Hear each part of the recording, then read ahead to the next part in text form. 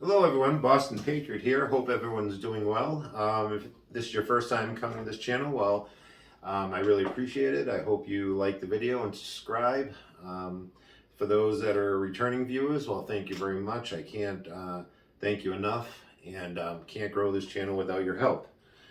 All right, my today's video is going to be a quick one about traveling with your firearm. Now, should you travel with your firearm? Absolutely. I think even more so reason if you're in a strange environment, going to a strange city, you don't know your way around, I'd want to have more protection than less. But the very first thing you must do before you travel to another state is check their laws. Okay, if you're not able to have your firearm at that state, well, you know, you're going to be in some trouble if you decide to try to sneak it through. Okay, so anyways, the state I was traveling to was it was a reciprocal of my concealed carry, actually, and you can check that out through the USCCA website. They have a reciprocity map of your concealed carry permit. Okay, so the place I was traveling would accept mine, and I was able to carry my gun with me there. So I decided it was, you know, something I wanted to try. And I'll be honest, before I did it, I was really nervous. I have never done it before. I thought it was going to be some kind of real tricky situation to get it through, but it was really easy, easier than I expected, to be honest with you. Okay, so first of all, I just want to get this out of the way real quick. If you're going to travel, like I said, check the state and check the laws. Second of all, you need to get a proper case. You need a hard case, and this technically is a hard case, but this would not work. It only has one lock. You would want one with at least two.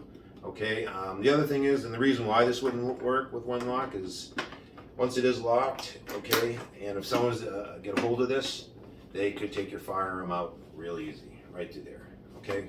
So that's the reason why the cases that generally come with your gun won't work. And even if it is with a lock situated in the center, or even two of them, these little ones here I just wouldn't take. You can get them open real easy with a screwdriver. I mean, it's just so flimsy that I wouldn't even take the chance. So toss those right out before you go and get yourself a case, nice hard case like this. This one here came from Harbor Freight and cost me about 60 bucks. It's the Apache 2800. It's watertight, dust proof. You have the pick and pull foam inside of it. Has strong, secure latches. Okay, adjustable pressure relief, so equalizes the pressure right here before you open it. I don't find that necessary for anything. And two drilled holes for your locks here. Okay, and the holes are encased with metal, so that's one thing that these plastic ones don't. It doesn't have the metal. I mean, I could cut through that in a second if I really had to. This would be a little bit more difficult. Anyways, let's get down to it. The state I was traveling to recognized my concealed carry and reciprocated. The laws were reciprocated from both states, so I had no issues there. What I did do is I went out and bought this, like I said, for 60 bucks. You could find a Pelican one, let's say, for instance, for probably 120 bucks. You could spend 500 if you really probably want to somewhere. If they want to take your money, you know, let them. But for me, I went this route because this was more than sufficient. The amount of times I fly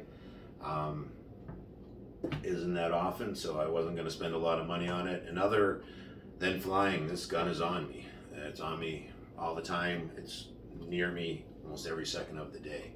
So what I'd like to show you is exactly how I packed it. For YouTube, first of all, this gun is empty.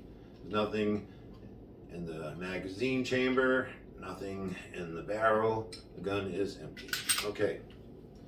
So like I said, I got the pick and pull foam, which I like. You can travel with 11 pounds of ammo. The ammo has to either be in the original packaging, or you can go out and buy a specific packaging, hard plastic packaging for it. I happened to went out and got this. This holds 100 rounds. Has actually a little attachment or another lock if you want to put it, but that wasn't necessary since this will be in the encased case. Encased in the case, sorry. So, all right, first of all, this is exactly how I prepared this before I left. I did not take the box, however. The 100 rounds here was just, I had some self-defense rounds set aside from what I'm carrying there, and then I had ones that I was just going to shoot at the range when I got there. Anyways, that's where the gun goes. The gun, first of all, very important. No bullets can be in the gun. You cannot travel with it with your magazine in. That's a no-no. That won't work. You have to have it empty. Okay? You don't have to have the slide locked out. Just make sure your gun is empty. Okay, so I have the gun inside the case. I have my magazines right here. Okay. Then I shut it, locked it. Now the reason why this is different than that other case is with that, with the locks on, you cannot get to the gun. This thing will not open at all. I mean, you can't pry it open. It's rigid, hard plastic. You're not getting in there. So that's how I did it. Now, if you do your research, you'll find some YouTubers are giving you the wrong advice. They're telling you must go get TSA approved locks for your gun case, which is exactly opposite of what you want to do.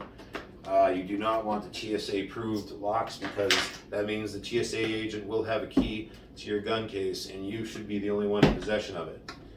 Okay, so don't get the TSA locks. Just go out and get yourself a pair of decent locks. These happen to be master locks.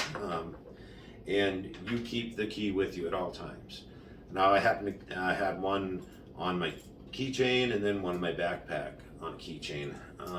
So that way I no matter what, I would have had a key with me during that trip. So anyways, after I locked everything up, I got to the airport when I went to go check in my checked baggage with the locks here fastened. Some airports, I guess, might have you open it and they'll take a quick peek. I went through Southwest Airlines, however, and they did not. They didn't have me open this at all. And I'll show you exactly. They have you fill out this here label, and on this label here, you fill it out.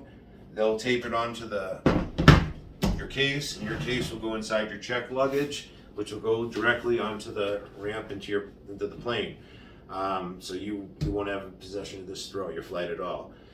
When you get to your destination, you just go to where the luggage rack is and grab your luggage, and this should be inside it. Same thing on the way back, just reverse process to clear it when you get there. Definitely don't take it with anything in the gun. If you want to be safe, you can even unload your magazines.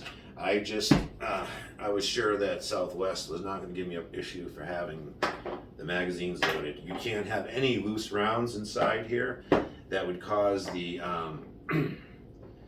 round to go off, you know, or detonate in any way. So you can't have any loose rounds. They have to be, like I said, in the original packaging or a container that keeps them from rolling around loose. All right, well, I guess that's it, folks. If you haven't subscribed, please do. I hope you enjoyed the video, and I'll have some good videos coming this summer. Like I said, traveling with a firearm is really easy. I really believe that you should not give up your right to protection. When you leave your state, you should always be able to protect yourself, and I think it's very important to have your firearm with you when you travel. So that's it, guys. That's all for today. I hope everyone stays safe and everyone's starting off the new year pretty good, and we'll see you soon. Take care.